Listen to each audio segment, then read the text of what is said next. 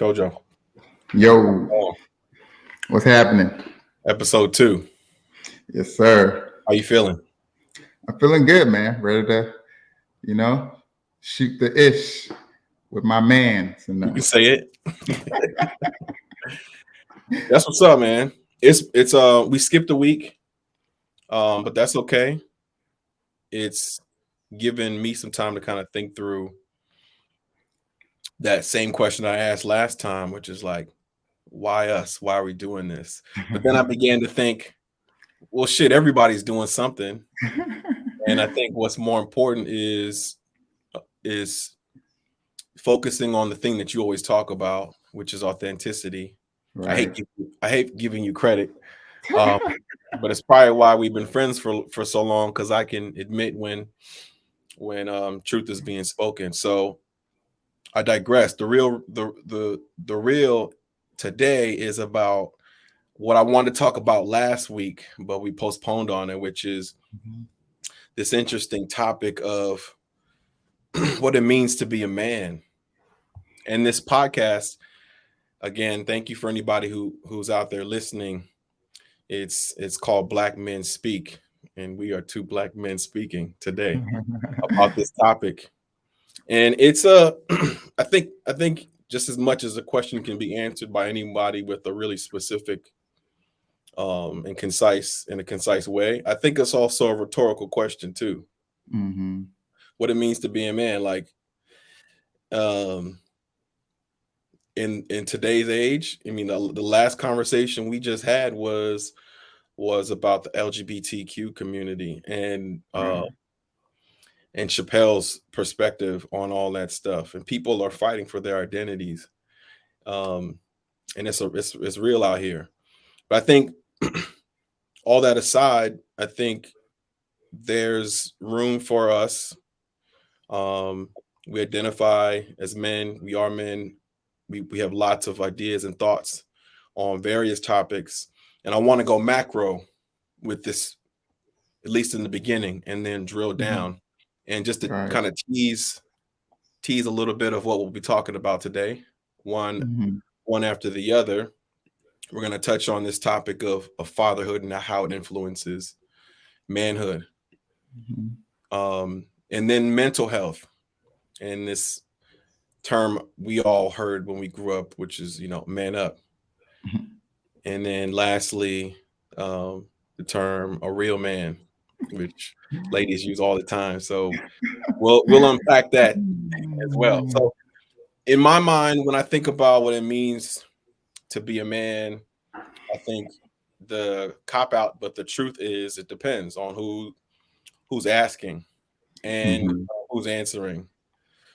For me specifically, what it means to be a man, I'm constantly working up, like putting bricks in one in front of the other in terms of what it means to be a man. And it's a great segue into our first topic, but I want to hear your thoughts before we do that. Yeah, I mean, it's a loaded topic in this day and age, right? Because is there even a difference between a man and a woman, right? That just asking that question begs the question. Asking the question of what does it mean to be a man begs the question: are we talking about it as juxtaposed to a woman? All right, and then you get into all the right. I personally, I'm not in love with the term toxic masculinity because I think it's become a term that just takes everything in. So it's like masculinity in itself has become toxic. Right? So any attempts by men to embrace their manhood and whatever that means, a lot of times seems to be labeled as toxic. Right. But I mean, I'm more kind of conservative and traditional when it comes to this topic, man. I do believe that there's a distinct difference between man and woman, and there are ways in which we operate, right? Mentally, emotionally, right? That sets us apart, and also in this world there are roles, right? Like if you're walking down the street with a woman, right, you're supposed to be the one closest to the road, right? And so like I'm conscious of that. So if that's not the case, I'll switch and get to that side, right? A man is supposed to be the protector and kind of the provider, and and so, but for me, really getting down to the nitty gritty of it, to be a man, it's about, right, there's a sense of strength that you have to show.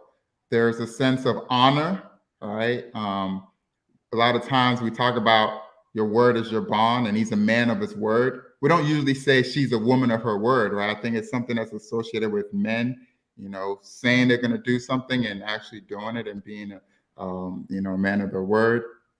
Um, Mastery, right? Having purpose, having vision, being a leader, giving a sense of direction for folks who are leaning on you and depending on you. All right, being the rock and the backbone of your family or workplace or your network of people. All right, so it's a lot there. I also don't want to. I want to be able to be a man and that not be just because I see myself as a man and I see myself in these distinct ways. That's not an indictment on anybody else and their ways of defining a man, right? We can all, I guess, define what manhood means to us. But I guess that's where this topic. Well, can we? Yeah. See, this is why this is going to be a good conversation. I'm glad that we're stopping right there, because some of the things that you're talking about, I feel like are gonna fit in real nicely into that a real man part of our Right. conversation. So let's start with the first topic, or at least the first question that I want us to unpack and drill into. And Yeah. for me and you, this is we're gonna go vulnerable a little bit. We're gonna tap into our vulnerabilities as men, right? You and I Mhm. are both dads. We just became dads, Nova and Right. Hadessa, Yes. two beautiful little girls, Yes. pandemic babies, How and old is Nova now? she's 7 months now. 7 months, and Hadessa is 19 months. Yeah. Yeah. So it's crazy to think about um being a dad. I still have to pinch myself. Mhm. And this pandemic and being in the house as much as I have been, taking care of this little girl, has made me think about my dad. And Mm. my dad was always there for me when I was a little kid, but he moved Mhm. back. He moved back to Sierra Leone when I was in college, and Mhm. we graduated out right when the recession started, and that was kind of crazy. And Right. there's a lot of Right. yeah, so there's a lot of moments where I needed my dad and he wasn't around Hmm.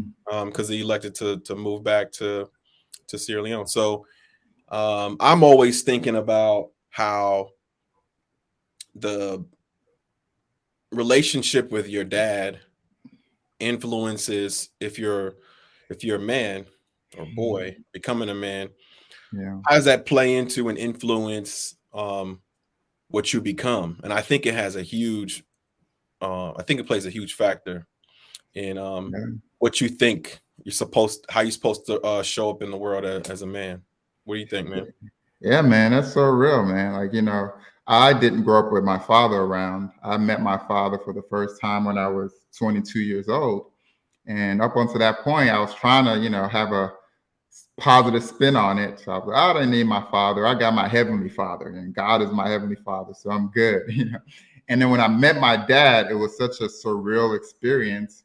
And afterwards, I felt this huge monkey off of my shoulders that I didn't even know was there. So I've been carrying it this whole time. And then lo and behold, my mind started playing back like a tape recording all the times I had seen kids in the park with their dad, whether it was on ODU's campus and I was walking, or, in the park and I'm seeing a young boy throwing the frisbee with his dad, right? And all these thoughts just started to flood back in my mind. And I was like, wow, all this stuff had taken a toll on me but I was trying to, cope by acting as if it didn't matter that I didn't have my father there. And so it's a huge thing. And I remember even us just joking around in school, whether we're in relationship with girls or talking to girls and stuff like that nature, and us even saying, "Dang, she got daddy issues," right? And I even as, wasn't playing. I wasn't playing.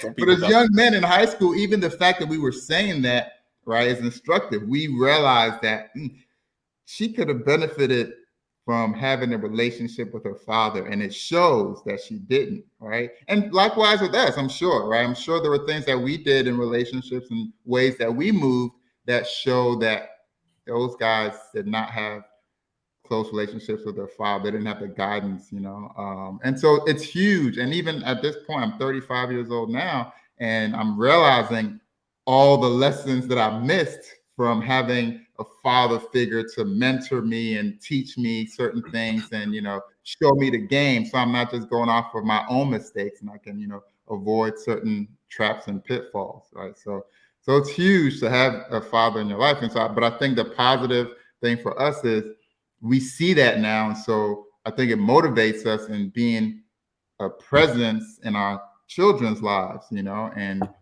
from jump, trying to ensure that we're there and we're, being the best fathers that we can be. Yeah.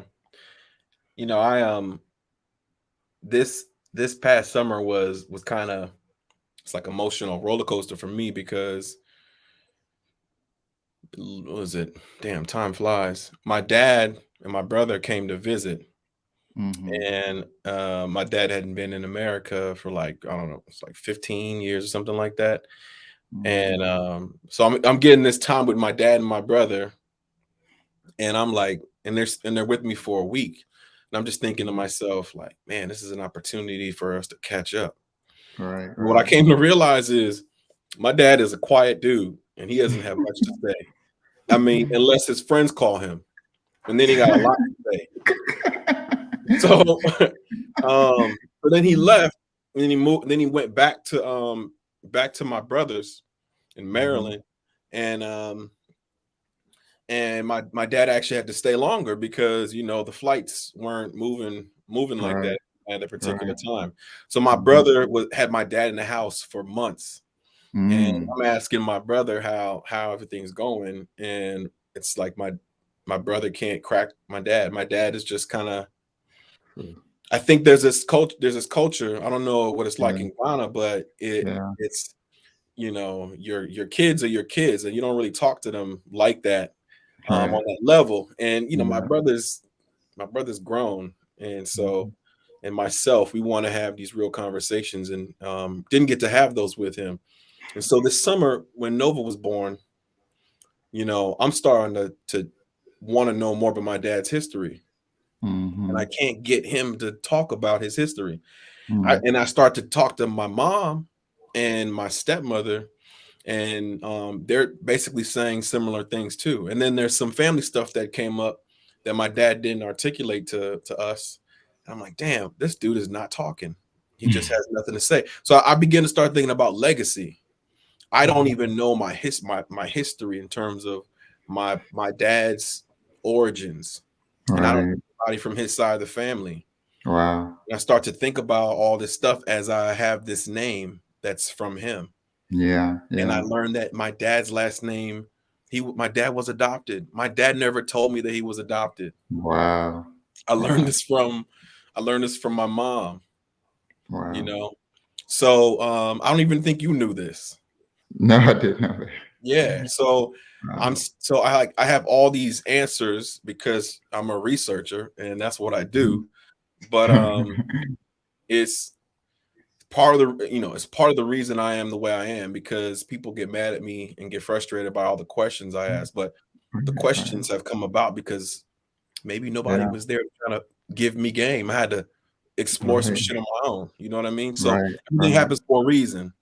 Yeah, yeah. And it's interesting because that's an archetype of, like, manhood. And for a lot of people, is that the man of a few words, right? And that Mm, man is not supposed to talk so much.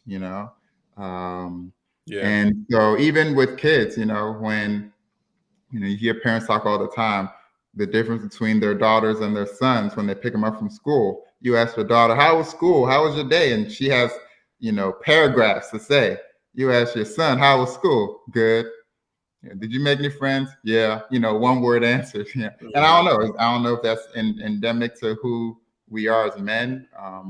But but yeah, and perhaps, and maybe it leads into some of the other topics we're going to talk about with mental health. Perhaps because men are told you got to keep your emotions in. All right. You have to protect yourself. You have to be strong. That's kind of, you become defensive. You don't want to let on, and so everything has just got to be bottled in, and you hold it in, right? Less emotion drips out, you know.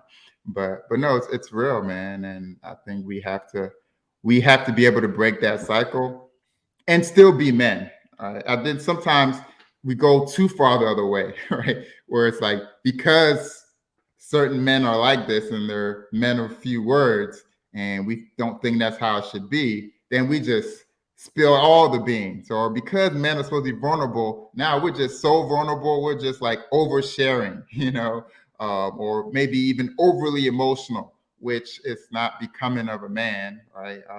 So And let so, me let me stop you, Rock. This is good. This is really good where we're at right now. Because now, first off, I'm going to switch over to this mhm, next mhm. thing to talk about. But before we get into that, um, me and you have been friends for a long time, like Yeah, 20 since plus years. yeah. And so we grew up together. Mhm. And last time we lived together was in Virginia. You Right. moved to Tulsa, Oklahoma, Yeah. and I moved to the Bay Area. Right. And there's a lot just in that statement. And Mhm.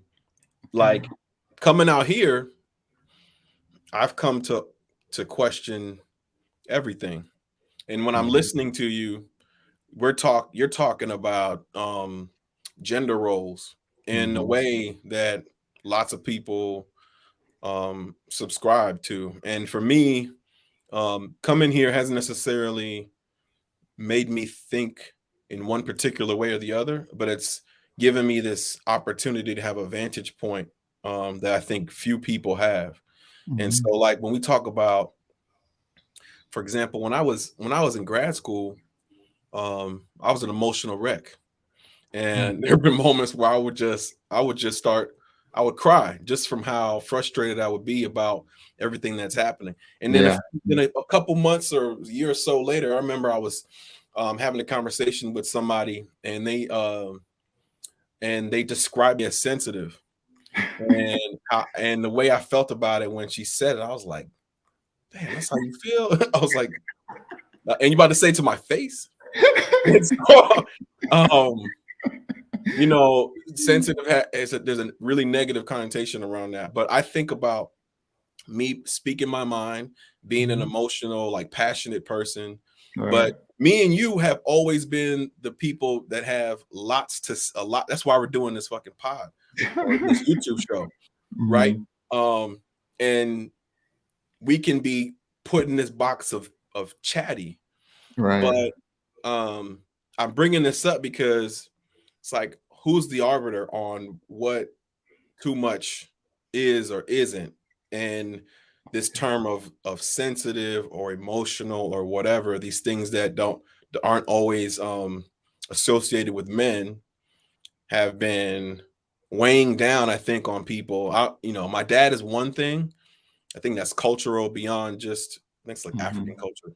But like, Mhm. at least in the context of America, I'm like, I'm questioning everything, and I'm leaning into what I've been.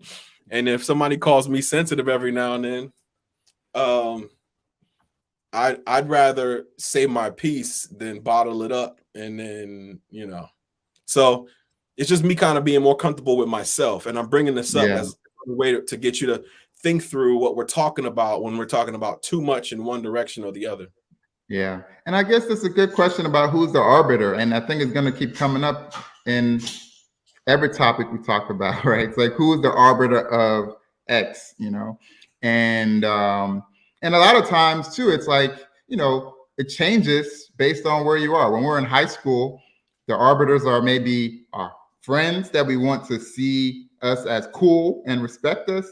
And then also, our guy friends, and also the girls that we want to, see us and respect us. And so then you kind of judge that based Yeah. on that. So if a girl tells you you're too chatty or too sensitive, that affects you a certain way, right? Or if guys that you want respect from, shun you because you're crying, then you're like, oh, maybe I got to adjust that. But Mm. as you grow up and you have different communities, like you say, you're in the Bay Area, the folk that you're around and the culture that's there might shape, right, where the lines are for you and whatnot. And so yeah, it's very interesting. And I think you hit the nail on the head. As we mature, the more and more we get to this place of, I am the arbiter, Right. and it's about me growing and understanding who I am, what my purpose is, where I'm trying to go, who I want to be, how I want to show up in the world.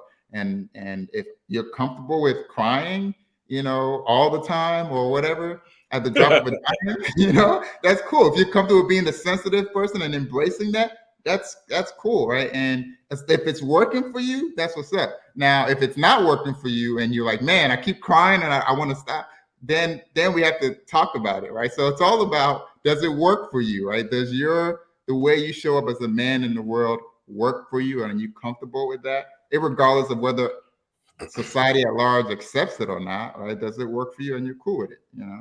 Well, I think manhood and crying, two separate things. I think crying is an emotion that humans have. Right. We all have the right to do that. And I Yeah. think depending on what's going on in your life, you should be able to release in that way so it doesn't turn into Right. something Well, crazy. but no, I agree, but I do think there is this right sense that men shouldn't cry so much, right? I mean, not that I think we've gotten past the whole notion of women cry, men don't. I think we've accepted by and large that men can cry, but I think Really? if a man is crying too much, I think there is a too much, right, for men that we all kind of, it's unspoken, but we know it, right? If a guy's always crying, other fellas are like, yo, what's good with him? How come he's always crying, Yeah, man? there's not much of to me there's not much of a debate on that. I agree with you just because uh I think anybody who cries too much is kind of annoying. But I think somebody who doesn't cry at all or cries every now and then, like what's the narrative around that person? I think is where Yeah, this conversation really yeah. um What are you really holding in? What are you holding in, right? And not letting out. And how is that then, all right, causing you to show up? And it's like if you hold something in and you don't release it, it's gonna come out, and a lot of times in uncontrollable and maybe potentially ugly ways. So that's why it's healthy for you to let things out. yeah. And we talk about this whole notion of therapy, and it's become a thing that, it's like, Jay-Z's like, I have a therapist. You have celebrities talking openly about having therapists, and, it's becoming more and more acceptable, right, to have therapists. But it's still, one of my very good friends, our good friend, I'm not gonna say his name, but I was talking to him about getting a therapist. Like, yo, Kojo, no, don't do that. Don't get a therapist, man. They're gonna get in your head and F with your head and stuff like that and play around in your head. Think about who you're talking about. It's like, and confuse you, and now you don't need all that, man. You're good. So, there's still some hesitancy there about, therapy and opening up in that way. Yeah. Well, I mean, it to me, it's like there's lots of forms of therapy. I Yeah. think the biggest thing is, are you able to get the things swirling around in your head out to somebody or Mm-hmm. someone or some higher power or something? And Yeah. if you can't, I don't know what that looks like. I personally have gone to I've done, I guess you can call it like counseling or coaching. I haven't actually met with a real therapist before. Mm-hmm. Um, and it was interesting. I just kind of did it after all my exploration with unpacking my relationship with my parents. Mm-hmm. And I learned a lot of stuff. But at Right. the same time, in the process, it was really hard for me to ignore the fact that it felt like I was complaining. Mm. That's what it felt Wow. like. Wow. That's Felt like I interesting. was, um, yeah, bitching and complaining. But it's But that's the zone though. Even I know there's a negative connotation with complaining, but I guess if you were ever gonna have a space to complain, that would be that safe space, right?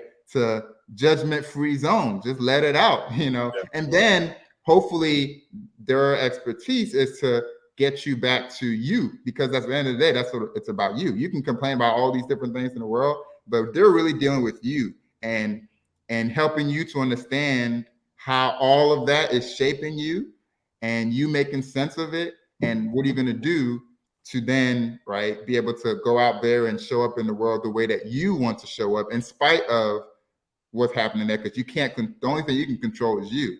All right, so I right. think it might feel like complaining at first, but it's fine, because eventually the work is to get you to a place where now it's like you're taking ownership and power over your mind and your life. Yeah, I mean, it was a good experience. I think it felt like that because I was talking to complete strangers, but it helped in terms of understanding, at least to me, what the value is. And one is Right. perspective, Yeah. and Yeah. then the other is being able to identify patterns and triggers. Right. And Right. then we had our conversation recently about family pathology, and that made Mhm. me begin to really think about how it all connects. It's like, Yeah. what are the behaviors and the ways in which you were kind of brought up in terms of values and stuff like that, um, and how your parents or father manage situations both with you and your mother. These Right. things, like, they trickle down a little bit, and they Yeah. play into how you move in the world when it comes to some of this stuff. So Yeah.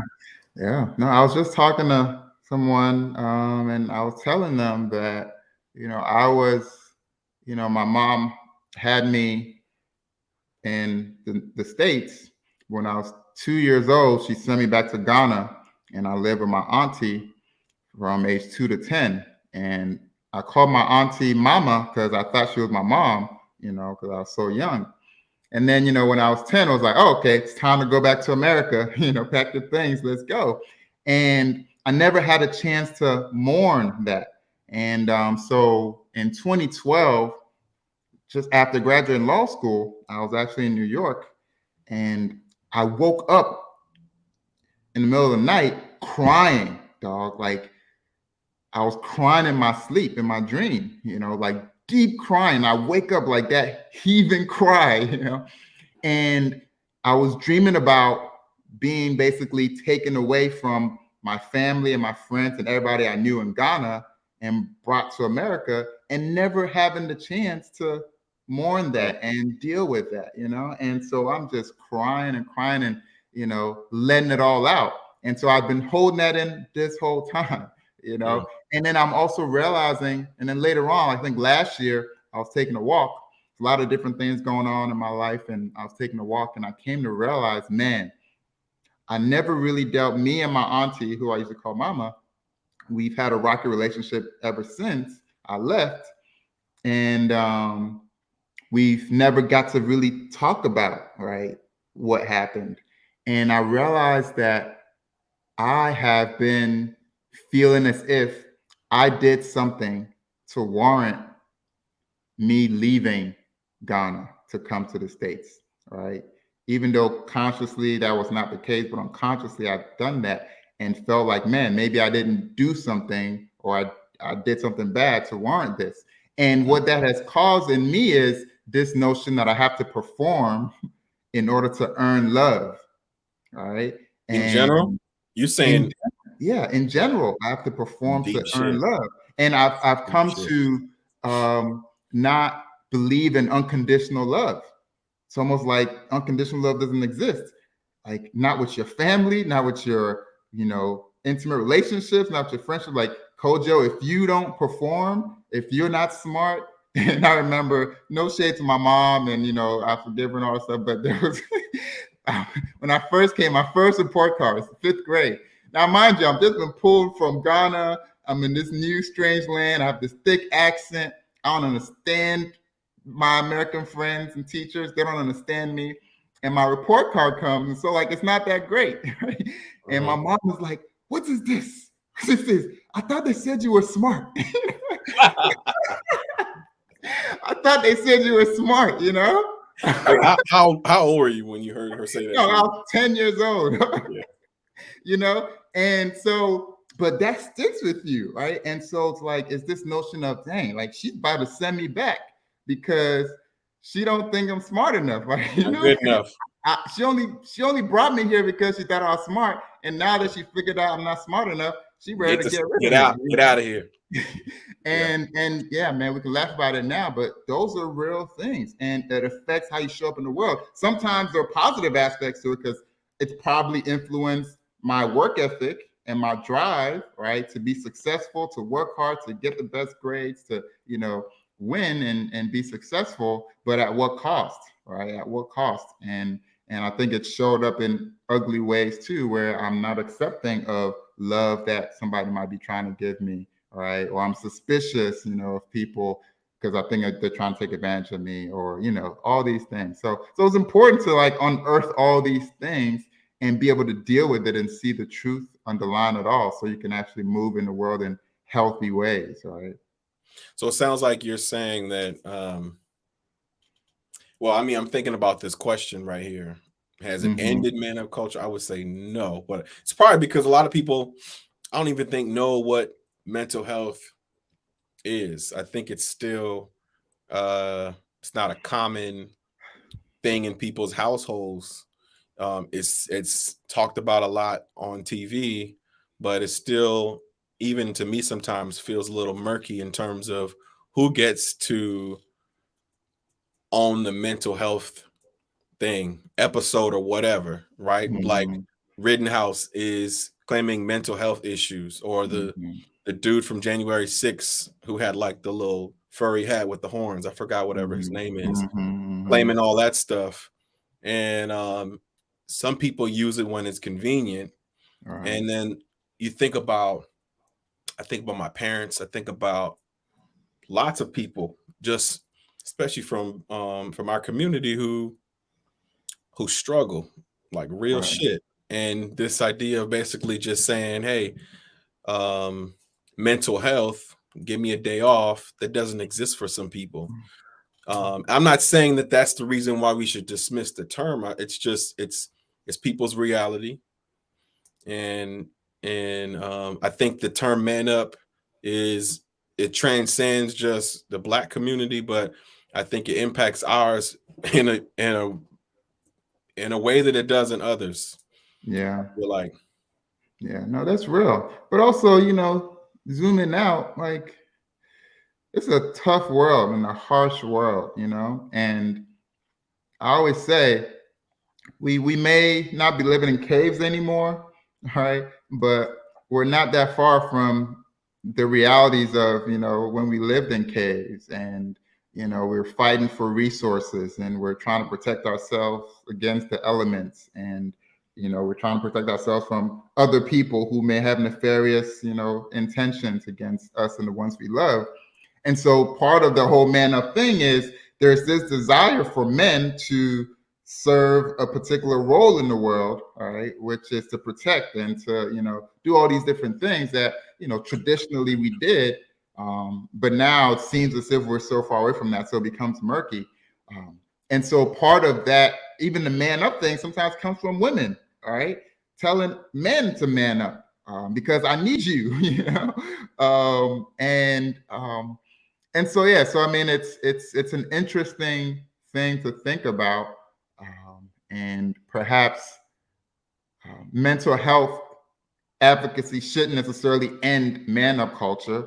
It should help to make it a more healthy discourse, right? Of what it means to be a man and what are the responses. Having good mental health should help you to be able to show up in the world and fulfill your responsibilities as a man, right? In spite of all the difficulties that that entails. And that's how I see it, you know. So I don't want to necessarily throw away the man up thing, right? It's just you don't want it to be unhealthy. You don't want it to be, oh, my son is crying, you know, because there's something that he's going through, and irregardless of what he's going through, I'm going to tell him to man up, because it doesn't matter what you're going through, you got to man up. You know, no, that's not how you should deal with that, right? But after we hear what you're talking about and what you're going through, we can talk about it, and then we can, at some point, we can also say, hey, with this, where you just got to man up, man. This is just life, dog.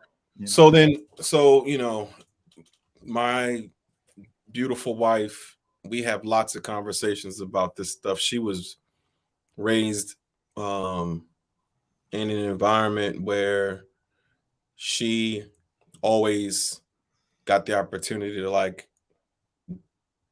do for herself in the most positive way, was what I'm saying. Mm-hmm. And so when we talk about stuff like this, if you were just I mean, we both have daughters, right? If we had a son and a daughter, and the son falls, hits his knee, gushing blood all over the place, versus if it happens to the girl, is Right. it the same? Are we reacting the same way? Right. It seems like there's a history of the answer being no, Right. and the question is, to me, should it stay that way or not? Because I think when I'm raising Nova, I'm not interested in necessarily raising a little girl who is waiting for a knight in shining armor. I think that it's I think there's there's extremes to this, to what we're talking about right now. On Right. one end of the spectrum, you got women out here who are waiting for someone to save them, like to be their sponsor. And then on the Mm-hmm. other end of that spectrum, there's women who like are really into nobody of the opposite gender ever having the idea that they might be able to help or Right. put them in a Right. moment where they're vulnerable or whatever. And Right. so I'm trying to strike that sweet spot in the Yeah. middle. And I think this man up culture thing, it in some way kind of perpetuates it, at least on the boy side. Yeah. Uh, I think that we could do a better job Yeah. of how we parent and how we think about this kind of stuff when people have real issues that they're dealing with. Yeah, I think man up is unhealthy when it's a conversation ender, a conversation stopper, right? So it's like, Mhm. I'm not even gonna talk to you, boy. Man up, right? Man up. I don't even want to hear it, right? And Right. I think we have to get to the place where we're actually having a conversation, all right, with our children, whether boy or girl, and then understanding the differences, right, and also like treating people as individuals at the end of the day, right, because you know different folks are react to different things differently, you know, and I think Mhm. that's where the problem is too, right? It's like you are. I have cousins who growing up, they like playing with the girls and they like playing with the Barbies, right? And they like playing dress up with the girls, right? And I would see how my uncles would react to that, right? And it almost perpetuated going hard on the man up thing because now they're thinking, oh my gosh, right? Yeah. This kid is too soft. I gotta, you know, get him to man up. And so they go all the way in on that and they start that whole notion of man up and don't do that and why are you playing with them and all this other stuff rather than having a conversation and knowing that, hey, look, perhaps there's a right, there's a side, there's a sensitive side or whatever side to him that he's exploring and it's healthy. It's not necessarily that he wants to be a girl or that he's a girl. And obviously that's a whole nother like topic as well. You know, you have the Dwayne Wade situation with his son who says, "Hey, I think I'm a girl," and a lot of people in the black community, there was a raging debate because they're like, even if I, you know, agree with the whole notion of um, transgender, is how old, you know, is the kid too young to be able to even make that decision for themselves, or is there something that the parents were doing or not doing? that perpetuated, this situation and stuff like that. And I think those are things that are not as clear cut, and we need to talk more about, rather than just reacting out of fear, and then perpetuating this trauma on our kids. And now our kids are going to grow up and they're going to need therapy to undo the shit that, we didn't do correctly. Right. Yeah. Yeah. It makes me think about, I think we often think about masculine and feminine energy as like a toggle. Either you're feminine or you're masculine. When I think it's probably more of like a spectrum. And using Dwayne Wade's child as an example, Dwayne Wade's child isn't just toggle to feminine. I think she probably sits somewhere on that spectrum where her convictions about who she is are showing, and Dwayne Wade is giving room and space for that. And somebody like Boosie, who's had lots of comments about everybody, in his mind, kind of thinks about it as, nah, that's not how it's supposed to be. And I think this is important to your point about having the conversation, is because traditional people, quote unquote traditional people, I think see things black and white and want things to fit into boxes that have existed before. When those boxes don't exist for new people that are standing out in the world, then they lose their shit, because they're like, oh, I got to be around this. This is why our conversation that we had last time, where I was just like, to me, the problem with people who have conservative or traditional, whatever you want to call them, have problems with progressives, is because they don't know how to be around people who are not like them. And I Yeah, think but those boxes, but it's huh? real though. Those boxes help us to make sense of the world, right? And so I think there is this push and pull between conservative and progressive, right? You need both. You need to preserve certain traditions and certain, landmarks, right? And wisdom of, yesteryear, while at the same time you need to be moving forward, all right, and getting new knowledge and innovation and all those different things. But if you have too Here's a much of question. the one, it's Here's, not good. here's a question. This is what I asked you a couple days ago. Who created, or who gets to decide on how we segment? And often people, at least in this country, who get to determine that stuff racially look the same. And that's a problem. Well, Also, I'll say, I'll use the example, the bathroom example. I think I brought this up to you. We have the boys and the girls bathrooms, or critical race theory, that as a thing potentially being put into public schools. The beauty in America is we all always have options. And it's like, if you don't like something that's being put into an environment, you can go somewhere else or not subscribe to a thing. And I think it's less about deleting boys and girl bathrooms and rather offering a unisex bathroom. I think that's I'm not saying that's everybody's solution, but that's one that makes sense to me. Yeah. Right. But I think there's people who are even pushing back on that kind of thing. Yeah, because it's also, let's be quite frank, that's why it's called the culture wars, right? Because it's about, what is our culture going to look like? What are the social norms, right, of our culture? And, how do we function?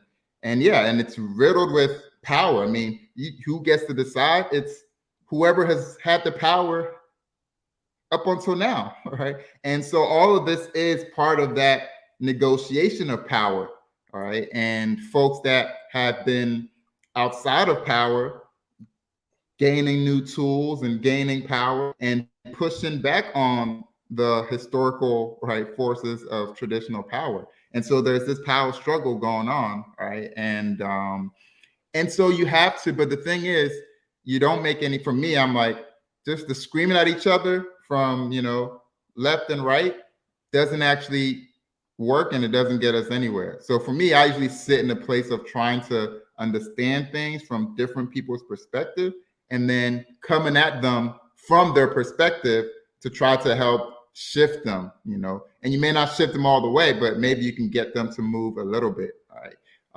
Because that's how change ever happens. Change is never fast, it's always slow, all right? And power does not concede without a demand, old habits die hard, and all those different things. So heck, I was talking to somebody that I saw them when we were talking about the vaccine and the pushback and all that stuff, and he didn't understand why there's all this pushback. Like, there's pushback to everything. Even when seatbelts were first introduced, there was pushback. The federal government had to come in and say, actually, we're gonna not fund the federal highways. Since we fund the federal highways, we're gonna, pull that money back if you don't adopt seatbelts. But So Jizzle, it's not so much about the what, like you're describing, you're saying there's pushback to everything. The difference and the nuance and where the conversation is why. And the why is different for all the different topics. And for this topic, let's use this one as an example. We're talking about manning up, or we're talking about men or woman and nothing in between or whatever. It comes from somewhere, and it serves a certain purpose. When I think about somebody like Kevin Samuel, who is a super polarizing person. Can you hear me? Yeah, I can hear you. I can't see you though. Yeah, technical difficulties. Apologies for that. We're gonna move on to our next segment, or our next question rather. Before we do, I want to wrap what we were just talking about, and it had nothing to fucking do with the topic, but it was still to me worth pushing the conversation. I think you were Yeah. talking about. I think you were saying something about the why. It's not the what, it's the why. With the pushback and all that stuff. And yeah, I think so. Another thing that it makes me as much of a Bay Area person as the next is constantly questioning the powers that be, or at least the systems that we um live in and operate within, right? So when you're talking about both sides and hearing both sides and all that other stuff, there's never an equivalency to me. There's always a dynamic that's never right down the middle, and there's a history behind everything. So when we're talking about this stuff with respect to men and women, there's folks with more power than others that want to make sure that things stay a certain way. And I think a part of why this is an important thing to me is I'm trying to learn how to be the best father I can be to Nova without perpetuating some of the things about being a man that Nova might carry into her relationships with other men. right. Relationships or not, Yeah. right? Yeah. I think it's big. That's hard.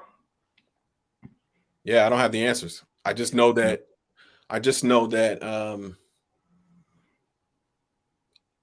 I watch a lot of Oprah's network, and I see a lot of these dating shows, and it's crazy to hear how, this is a great segue into our final thing, our final question, and how women talk about, how man should man up, or what a real man is. A real man. Yeah. A real man. And so I'm going to give you a chance to kind of respond to this question first, and then I'm going to share my thoughts after. Yeah, I mean, what you were saying about raising Nova and raising our daughters, that's important. That's so vital. And I think for me, it's like it's extra motivation to make sure I get it. I get myself right, that I understand what it means to be a man and what it means to be a healthy human being in this world, and learn from my mistakes and not repeat those mistakes, and have those lessons inform how I help to raise my daughter, right? Because I'm not the only one raising my daughter, right? And it's not just her parents, it's society at large, it's her teachers, it's her peers at school, and all those different things. And so it's tough, but we can't panic about it, right? They're going to be fine. So we have to have faith and confidence. But yeah, Mm. this term a real man, it's interesting when you hear women talk about a real man would, right? And a real man. And so for me, and like, what makes what makes you an expert on what a real man is? And it Mm. also sounds pretty self-serving because it's usually Convenient as fuck. saying a real man would do what I want him to Yeah, do. fill in the blank. What is it that you need? Yeah. Right, and so yeah, I think it's just a way. Obviously, uh, there, there's obviously some truth to certain things that women say about what a real man should be. I'm sure, but like yeah, I just don't think that we should What's take that interesting face about value. it, I'm sorry, what's interesting about it is the comment or the statement of what a real man is like subliminally a call to action, almost the way somebody might say to man up. It's like Yeah, yeah, only a real man yeah, which would meet the challenge that's put in yeah. front of them in terms of saying, hey, you need to man up, or saying, well, a real man would do this and you're doing this over here, so Right, you need to right. move this way, right? Yeah, But and that's it's like a form of challenging. manipulation, to be honest. Yeah, exactly. It's tapping into the sense that I know you're sensitive to, right, the charge that you're not a real man, and so I'm going to use that to try to motivate you to do what I want you to do. You Yeah, know, yeah, but obviously from the other side, to be fair to them, I'm sure like we've talked about not having our fathers in our lives, as much as we wanted them to, and not getting all the lessons and stuff of that nature. So I'm sure sometimes we show up in ways that are less than ideal for what a woman would want a man to show up in, and they need a way to be able to help move us in the right direction, right? So, like, what do they do, right? I mean, what does a woman do when she's dealing with a man who's not fulfilling the responsibilities that a man ought to fulfill? I guess in her mind, right? That this is what she has, But well, who this taught is, her what it means to be a real man? That's another question, right? I think this is where the conversation gets interesting, because um all I do is work and take care of my child, and smoke every now and then watch Oprah's network.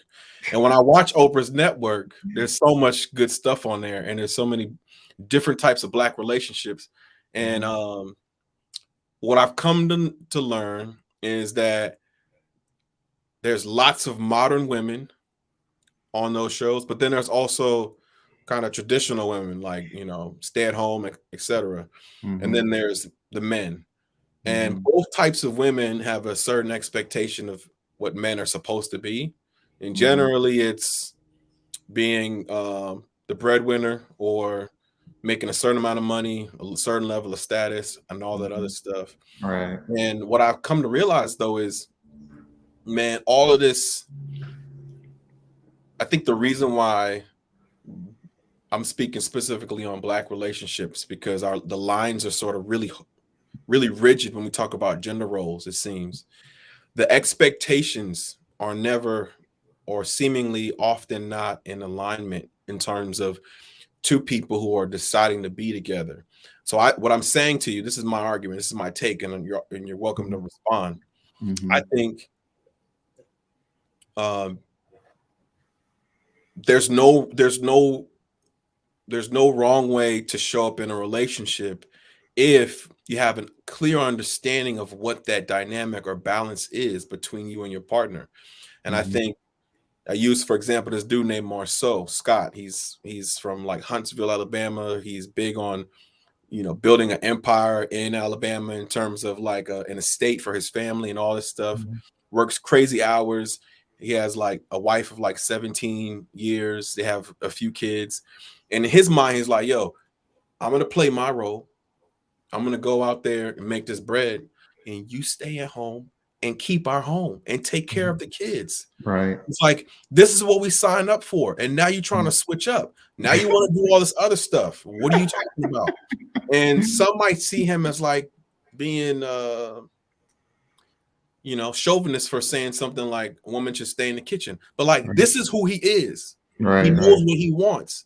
Like Right. he's identified his role in the relationship, and he's Hmm. expecting somebody to play the other side. The Yeah. thing is, lots of people who are dating don't have this dynamic. It's more of Yeah. somewhere in the middle, and where there's no understanding of what that balance is, and Mhm. then you start to um, indict the other person, saying they're not a man or not a woman enough because they're doing things that you weren't even really signed up for in terms of how the relationship was going to be sort of set up, if that makes sense. Right. Right. Yeah, because we don't talk about it, right? It's like we start dating and then we like each other and then we get in a relationship. And a lot of times we don't actually talk about what the roles are, right?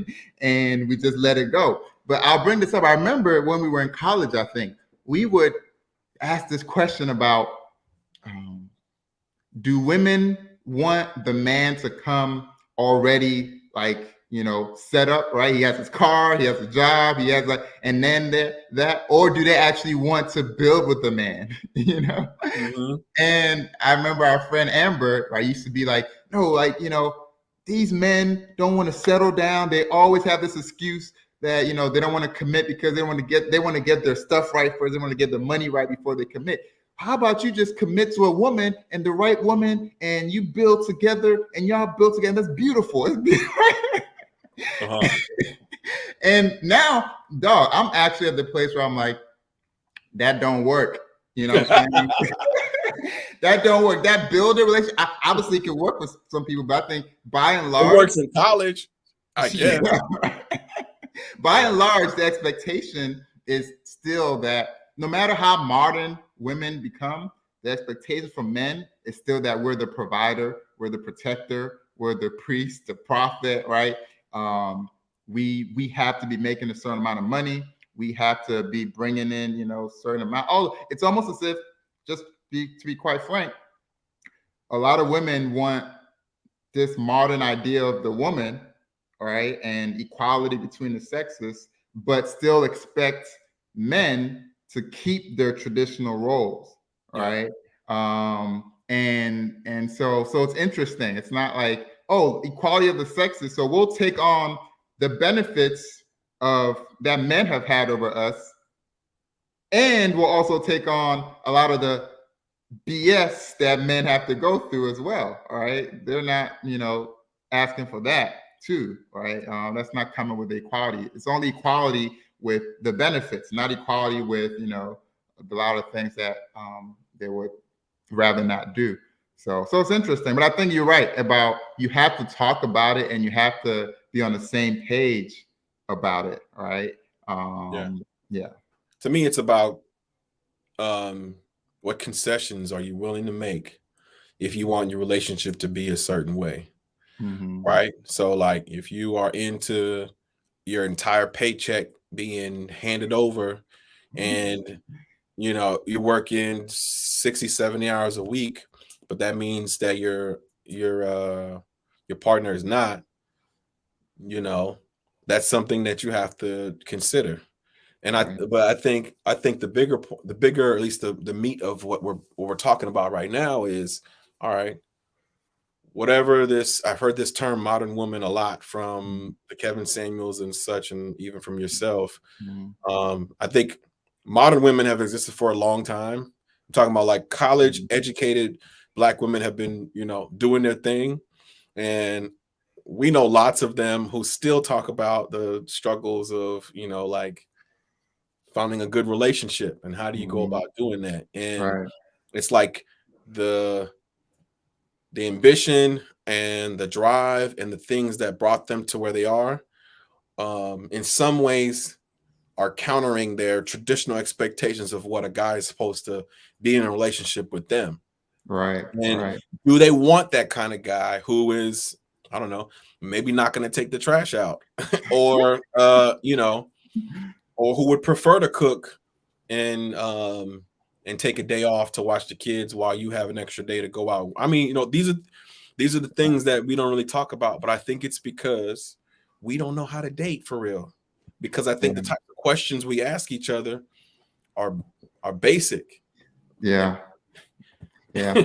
And also, like, what is in woman's nature, right? Um, like, I've heard it said that women want to be with a man that they admire, that they feel is above them, right?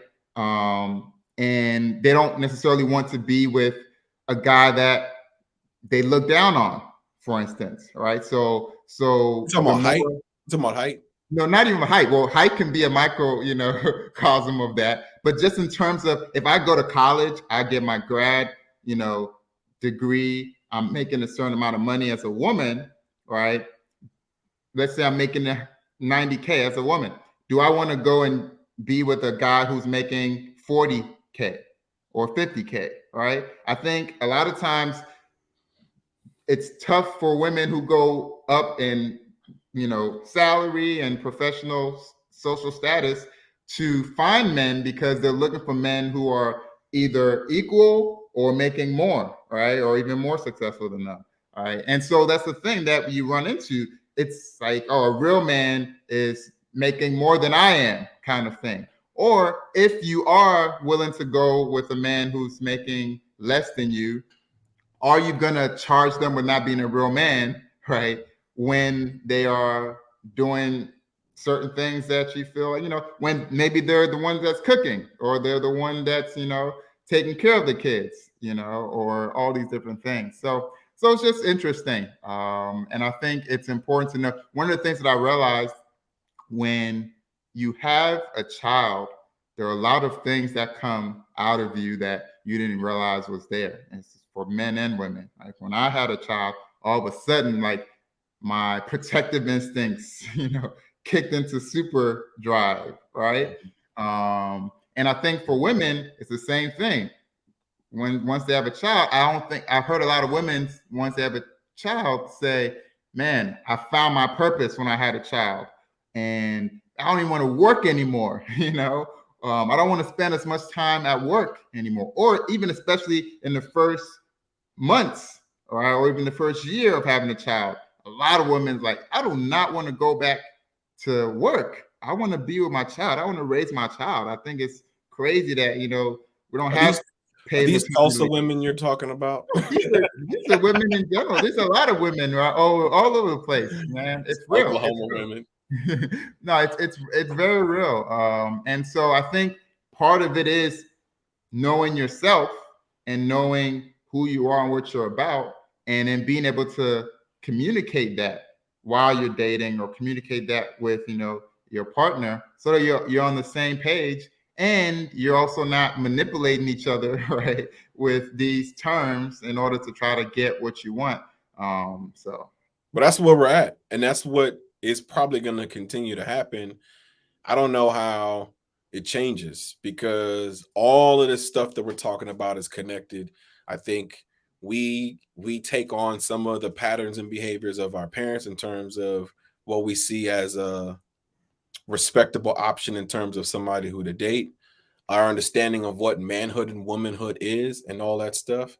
And I think the direction that we're moving in requires, to your point, for people to have more thoughtful conversation, and probably even take a step back. To me, I always tell people, it's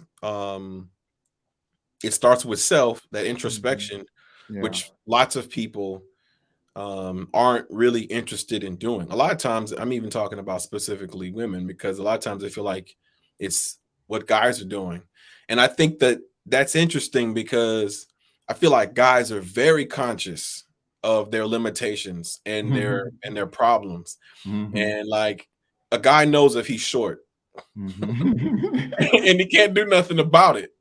Right, right, A guy knows I need to get money if I right, want a certain type of lifestyle, or to be with a certain type of woman, right. because I'm like 5'8" or whatever. Mhm. You know Right, what I right, mean? right. And I don't necessarily think women think in that way when it comes to what do I need to be doing. I think I'll say this. I do think that there's some women, not all, who think about if they can cook or clean and do those types of things, then they can Mhm, get a man. I would argue mhm, that's not enough. And it's not, because lots of people can do those things, especially in Right. 2021. Yeah. So That's become a question, right? That's been a lightning rod question of what do you bring to the table? You know? yeah, this is what I mean about basic questions. That's what I'm talking about. But Basic. what I'm realizing, in all honesty, is that I'm taking full responsibility. Right? I'm like, it's on me. To what? I have to lead. I have to know who I am as a man, and But I wait, have let me stop you. to go ahead. What you're saying is Yeah. this is something that you value as an individual. This is not a universal truth. I hope you agree with what I'm saying. Yeah, no, I agree with what you're saying. And Okay. I'm kind of taking it, bringing it to micro, I guess. In light of all of that, for me, I realize, and this connects back to us talking about not having our fathers there, not having those conversations, missing those lessons. I realized that, dog, I was not leading. You know, I wasn't showing up as the leader that I'm supposed to be in a relationship as a man, right? And I think at the end of the day, that's what it comes down to. The charge of a real man, if I could boil it all the way down, we agree it's sometimes manipulative, we agree it's all those different things, but it's about I need you to be a leader. I need you to know who you are. I need you to know what your purpose is. I need you to have a vision for where you're going. I need you to have a plan. And I need you to like be a man of your word and execute against that and be somebody worthy of following. Obviously, it's not that easy. It doesn't just work like that. And you need cooperation from, your significant other. And you also can't lead somebody who doesn't want to be led, right? There's all those different things. But for me, I'm like, I was not showing up as that because I thought I was showing up as the nice guy. I was showing up as let me make you as comfortable as possible. Let me make sure you don't get mad at me and let me do whatever, all these different things that you think is what is necessary and needed, but it turns out, no, that's not what it is. Right. And so yeah, so I mean, I think it's about I've grown a lot in that and I'm still growing and I'm learning like, I have to like, there's this meme about, I think it's they use the characters from the Notebook, and it's about where do you want to eat, and the woman asks the man, "What do you want to eat?" And he's like, "What do you want to eat?" And it starts a whole fight because nobody wants to decide what they want to eat. Right? It's like you as the man have to know where you want to eat. You have to choose where you're going to eat, and then what happens when you choose where you're going to eat? She's going to say, "Oh, actually, I don't want to go there," and then you have to choose something else. But like it's that thing, and I think we have to be able to withstand the charges and the tests and the nuisances, right, that women throw at us. And that term, a real man, is part of that. Right? It's almost, they call it shit test. It's a shit test. Right? If you know who you are, and I used to talk to you about this all the time. And I used to talk to my kids when I was teaching about this all the time. Kids will come to me and they're complaining because some other kid called them some name, right? And so they're crying. And I'll ask them, well, he called you a clown. Are you a clown? No, I'm not a clown. So if you're not a clown, just ignore him, right? Yeah. So part of it is if you're a real man and you know who you are as a real man, then the hope is that the charge of a real man would do X, right, wouldn't get your panties in a bunch, right? Because you can withstand that, all right? Well, I think it's just funny. You mentioned at the beginning of the call this toxic masculinity term, Mm-hmm. but like using a real man as a way to get a man to do something or not, that's to me feeding into that toxicity. Yeah. But I'll say this. This is my 2 cents on all this. Before we wrap, I had a conversation with my wife about this stuff, and just getting off the call with you about leading. And she is somebody who is very a very determined person who's always done for herself. And I find some familiarity with that with my mom, who has been super independent and doing her own Mm-hmm. thing. But now we're in uncharted territory because both of our parents are not in on both sides, moms and dads are not together. They're all in, like, some of them are in relationships, some of them are single. And Mm-hmm. so we're a married couple together trying to um move together in a way um that has some balance and harmony, while also factoring who she is as a person and who I am. And so we talked about leading, and I think what makes sense for us, and we're learning how to do it, is knowing when the time when Lamin is supposed to lead versus when I'm knowing when it's her time to lead on something. And Mm-hmm. so that's that's something that I'm still continuing to process through, because I think a part of being a good leader is knowing when you don't have all the fucking answers. And Right. when you're willing to listen. And Right. my wife is like a jack of all trades and knows how to do all these amazing things. Right. For example, she likes to fix stuff.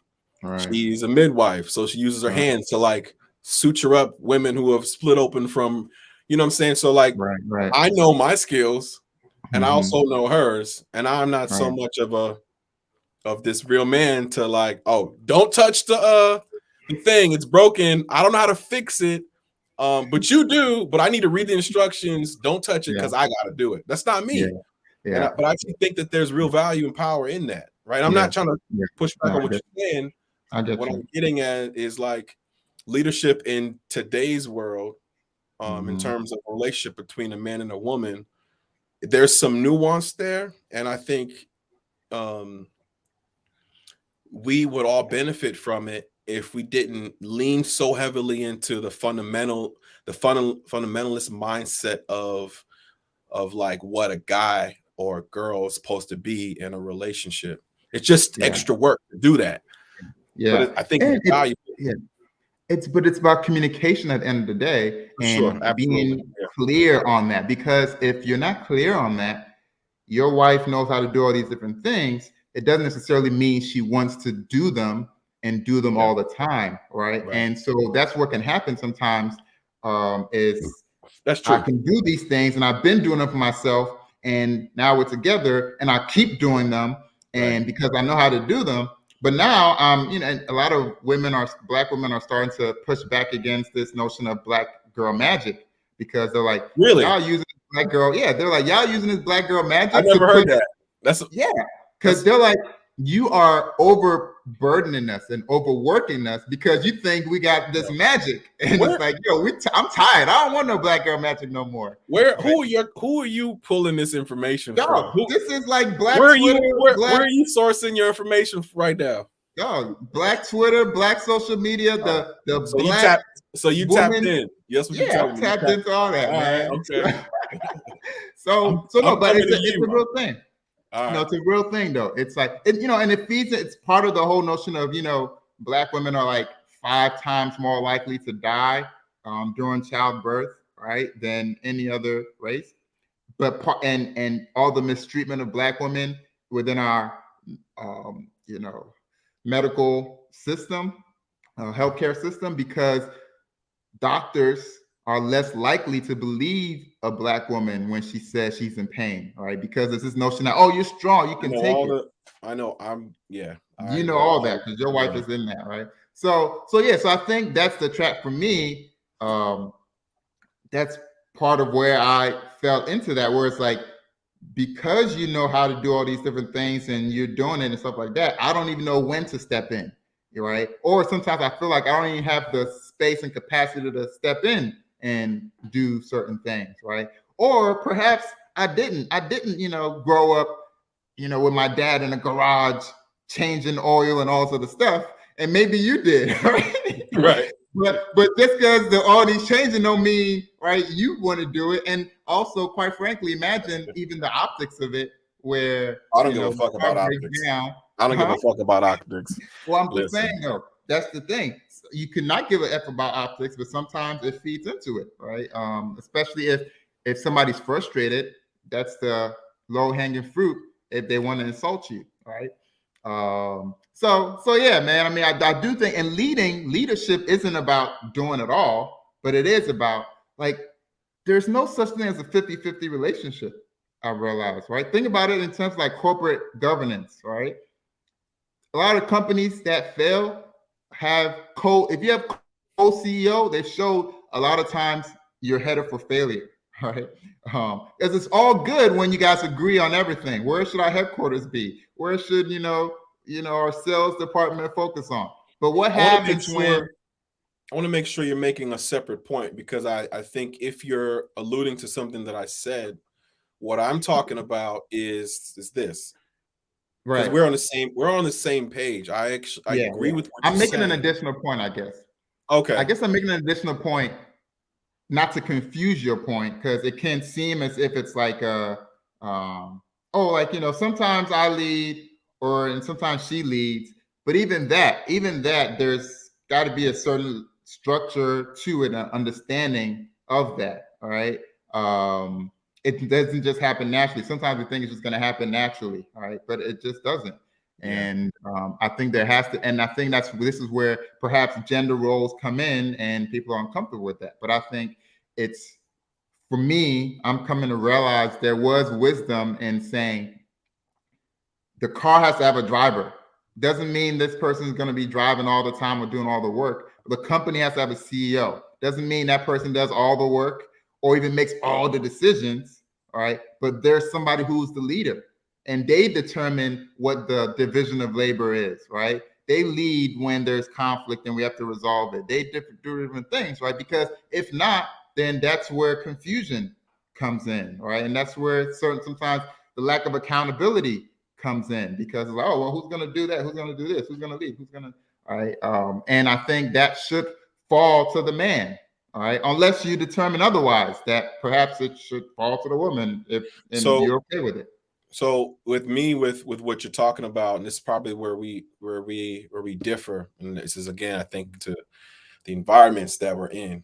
Right, I have I feel like Jasmine and I are in a true partnership, in the sense that when you mention the importance of communication, it is, and I'm not saying there's that to have what you're describing is not a partnership, but what I'm saying is it's like there's a even more of an emphasis for communication, because um I haven't said I'm going to be CEO of this family. I have not.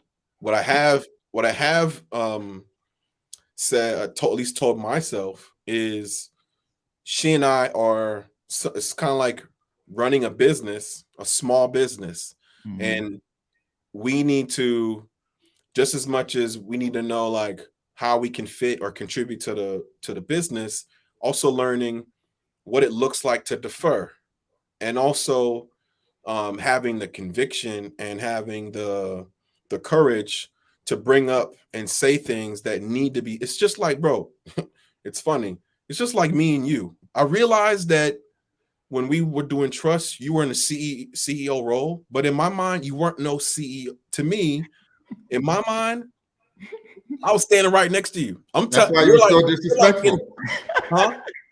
We're in a plane. Listen, we're in an airplane, Mm-hmm. and trust is like, for those of you all who don't know, obviously nobody who's listening might know this.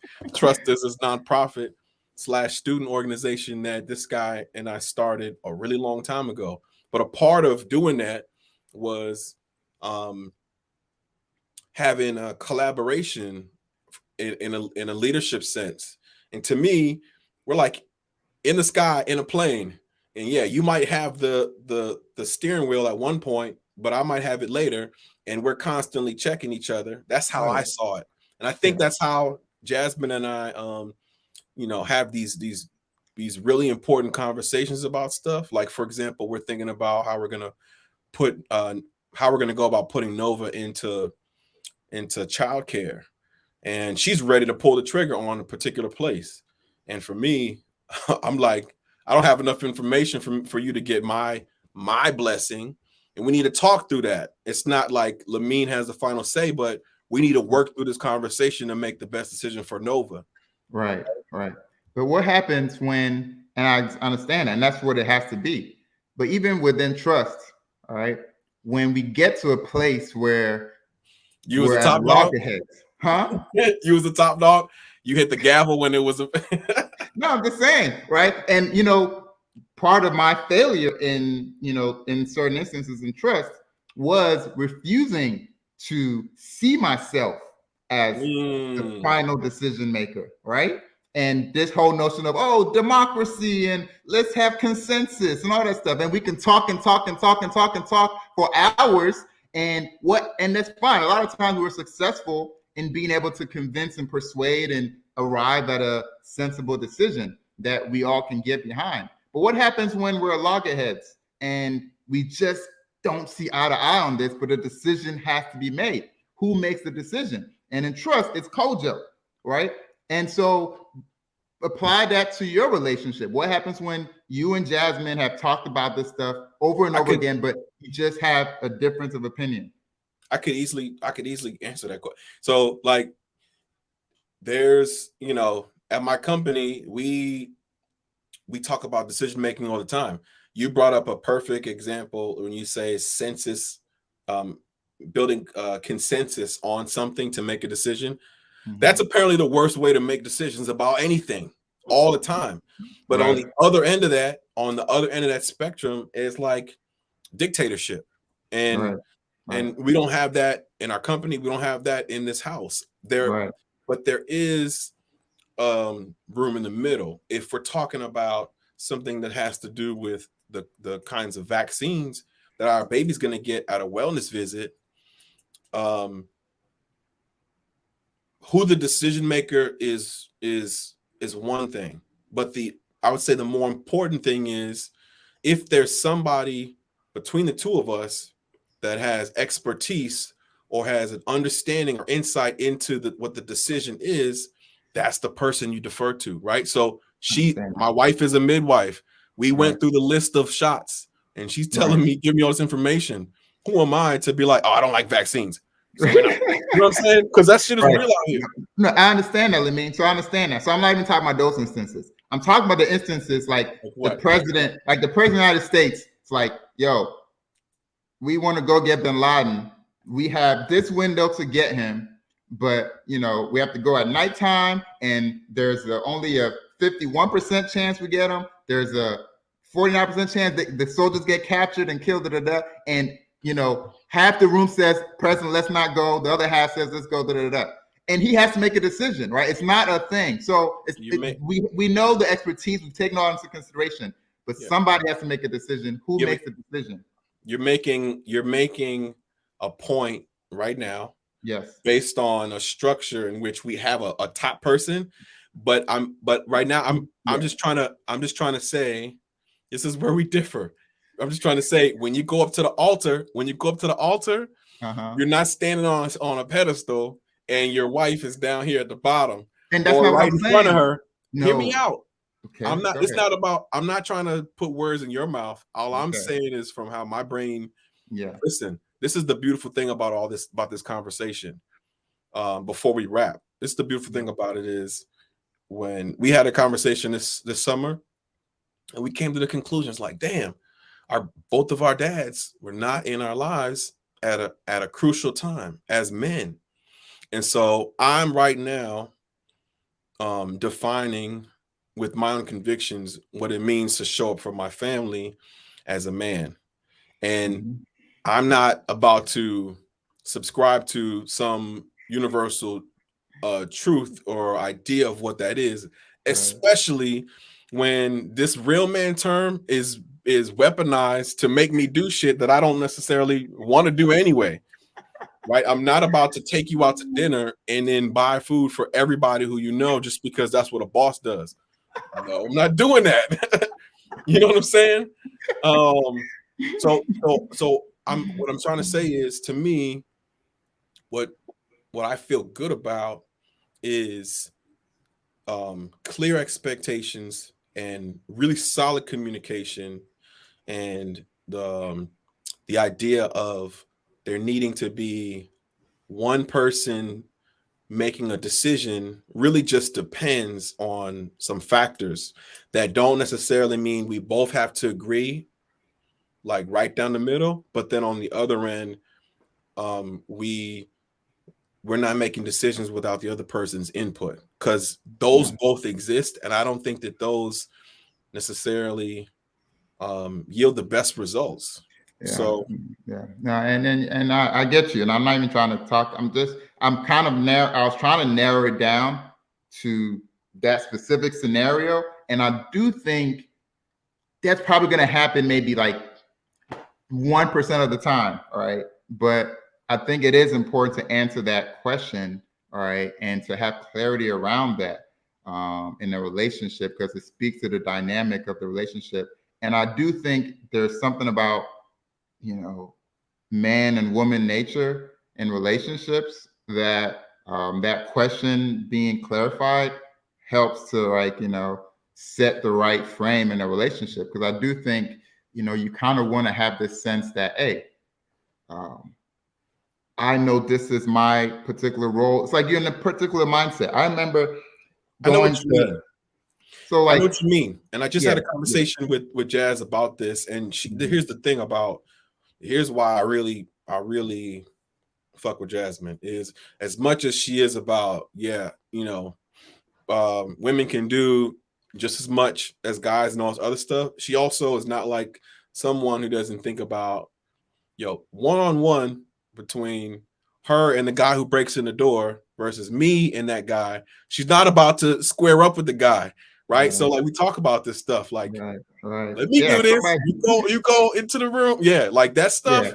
So I hear what you're saying. When y'all hear, when y'all in bed and you hear a sound, coming by the door, Go you're get the one that got Nova, to get and up I'm and go. gonna, yeah. Yeah. No, that's real. That's real. I was gonna make a point that I forgot, Nah, but you got it. You got it. yeah. So I mean, oh yeah, I was gonna be a little controversial, I guess. This is where I've come to, right, and my learnings and lessons and where I'm at. I believe, for me and my ideal relationship, right, I am the leader, the head of the household, The right? Omega, the Alpha and the Omega. And it's not even that. It's not even that. Just it's just about clarifying roles, right? I'm And fucking with you stupid. And so, like, I have to take initiative, right? I have to take initiative when it comes to having a vision for where we're going, having a structure for how we resolve conflict, how we communicate, right? Asking all the right questions about finances, about our goals, right? you. Collectively, about the things that, our love language, all these different things. Like, it has to sit somewhere, right? Like, and I have to be responsible and in charge for that. And in doing that, I'm obviously asking for feedback. We're communicating. We're taking each other's opinions into, consideration and all that stuff to arrive at decisions that work for, right, our family unit. And like, that's what it should be. But there should be that accountability there, and I have to be responsible and I have to lead in that way. And so, if you can take accountability, if you can, then you can fully take responsibility. All right. And also believe that your significant other, your wife, should be fully comfortable saying yes more often, right? Saying, even when they don't agree, being able to say, you know what, husband, I wouldn't necessarily do it that way, but I trust you on this. Yeah. You sound pretty sure about this. I trust you on this. Let's go. What you're saying. You know Yeah. what that does to a man to hear I'm that? You yes. know what I'm saying? And it's not to make I you, know. it's not to make the woman the weaker person or anything like I that. But it's just understand. to say, yo, We're I on trust it. you. You go ahead and lead us on this, You get no pushback from me on that. It's something Yeah. that I can't even explain or put into words, but what you said to me is real. I think it's that, to me, is a universal truth for men, Mhm. is that benefit of the doubt when Right. when I Right. don't have the data to tell you why we need to go in this direction. Right. Are you willing to follow me? Yeah, I got Yeah. Right. And I think if you do, I think if women do that, they empower the man, and he wants to, he wants to lead. Men want to please, right? Men want to please the woman they're with. They want, you to admire them and be proud of them and to trust them and all those different things. And the more you trust them, actually, the more they're going to be willing to give up, quote unquote, power, right? In the areas where they feel like they're not necessarily competent. But if you are down in him, if you're manipulating him, if you're talking about real man would do this and that, all you're doing is making him more insecure, which then causes him to have to want to rise up and be all manly and beat his chest. And even when he doesn't know something, he's not willing to admit it. All right. It's the guy who is driving and he don't know where the F he's going, but he don't want to admit that he's going in the wrong direction. He keep on driving. We have uncles that used to do this all the time, right? That male ego. But I'm not going to defer to you because literally you're making me feel less than. You're making me feel weak. Well, in fairness to women, there's some people who come store bought just like that. Like they come out the womb for some reason just like that. But no, but that's probably part of what we talked about earlier in terms of how did they grow up, right? And what was their, father's relationship with them and all those different things, and what lessons did they internalize about what it meant to be a man, right? And so, unwittingly, you are reinforcing that when you challenge their manhood on top of that, right? Right. Yeah, man. It's we can go on about this, and I appreciate you to me, you putting a bow on this. For me, a real man, it's a funny term, but if we were to try to describe what it is, maybe it's someone that's worth trusting and following or believing in. Maybe that's what it means, and that means that probably is defined in different ways for people. But yeah, let's wrap today, man. We talk for more than I expected, but that's a good thing. And I want to quickly throw a quick shout out for our IG page, which I actually have no idea how many followers we have. But I didn't even know we had an IG page. I said IG, but that's actually Twitter. Yeah, it's your job to put up or set up the IG. That's on you. You're the CEO.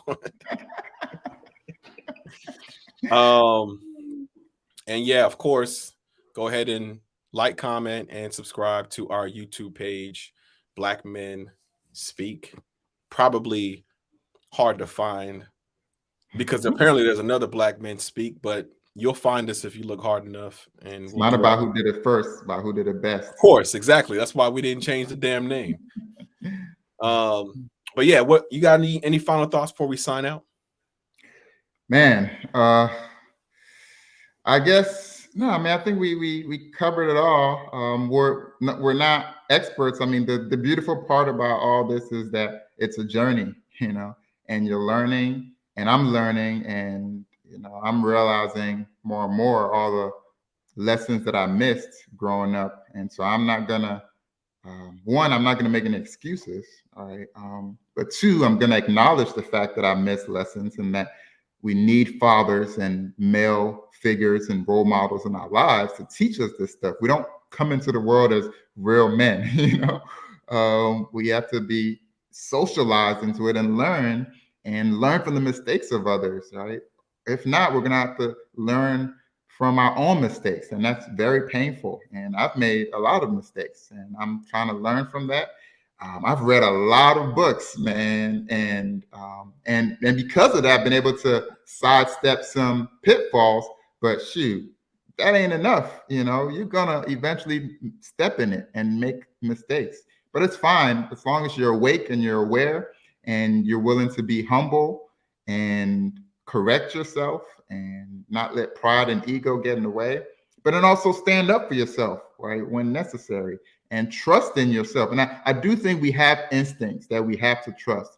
Right now, I'm in a place where I'm like thinking back to all the instincts as a man that I had, my spidey senses that were tingling, and I didn't obey it, and I let certain societal conditioning override those things. And I'm like, oh, I should have I should have gone with that, man. There's something in me that's like, there's an alpha Societal in me, right? conditioning. That's just there. It just knows, and I need to listen to that thing more. And I think that comes with maturity and growth and confidence.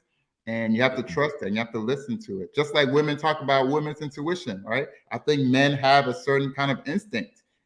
And so it's okay to like cultivate that over time and then listen to it as you move forward and grow. And then lastly, I want to say this: it's just so important to mentor, for us to mentor other young men coming up behind us, right?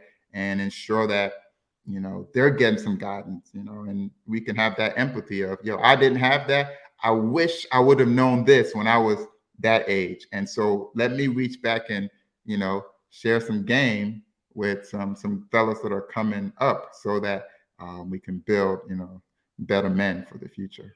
For any young men out there who need a mentor, we have Kojo Asamoah Caesar. We have this He's podcast you can watch, like, subscribe, and listen. right. Don't hit him up. Just watch the pod.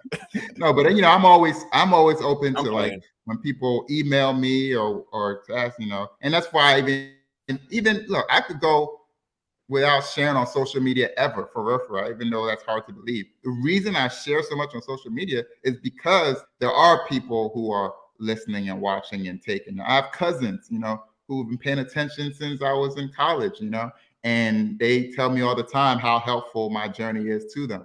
So I share that with that intent and that notion that there are people watching your journey and learning lessons, and then they can take lessons for their life and be able to reach their full potential. Well said. So we're gonna wrap on that note. I think that's a great way to end it. And until next time, we're gonna have our third episode, and our partner in crime, Selas, will be back in full effect. Dope, dope, So dope.